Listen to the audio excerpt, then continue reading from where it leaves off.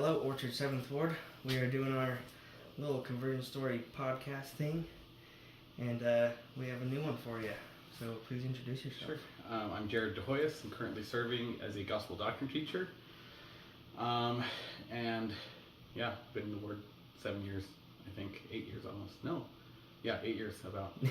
So. Same thing for me, man. It's yeah. like, I've been here for 13 years. Yeah. No.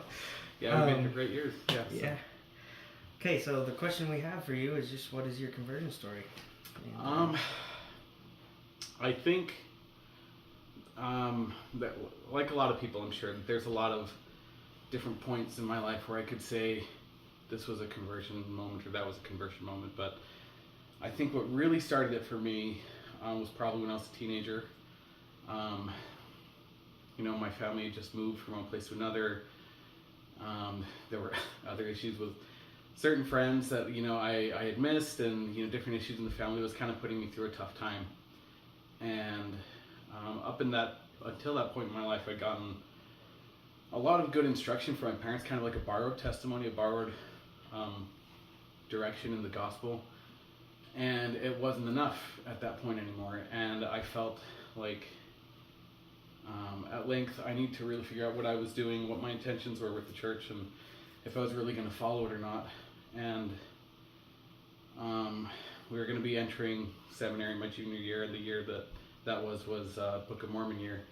Okay. And I had done some personal thought about what I've actually done, and yes, I had served in church callings, and yes, I'd been to church every week and stuff, but I hadn't really taken my own ownership, I guess, over my instruction, my understanding of the gospel. And so I said, this is a good opportunity to really try it, especially with the Book of Mormon. So I made a goal to read the Book of Mormon by the end of the school year, and I ended up reading it twice by the end of the school year. And I'd pray every night, and I'd really think about it. And at the end of the school year, after reading it twice, I was praying about it, and I remember asking, is this real? Does this come from you, from God? And the answer that I got was kind of surprising. It was, it does. Almost like, why are we asking this now? Because it does. And I thought, well, how do I know it does then? And the answer that came quickly was how do you feel? And that was a big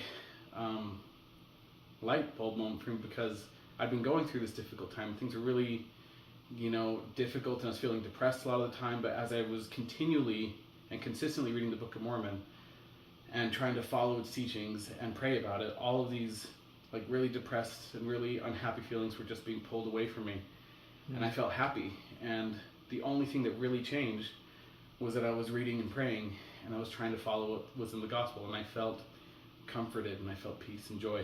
And that wasn't, it didn't make sense that I should be feeling that, because nothing had changed. Right, yeah. Except for, trying to follow and take ownership of my own testimony.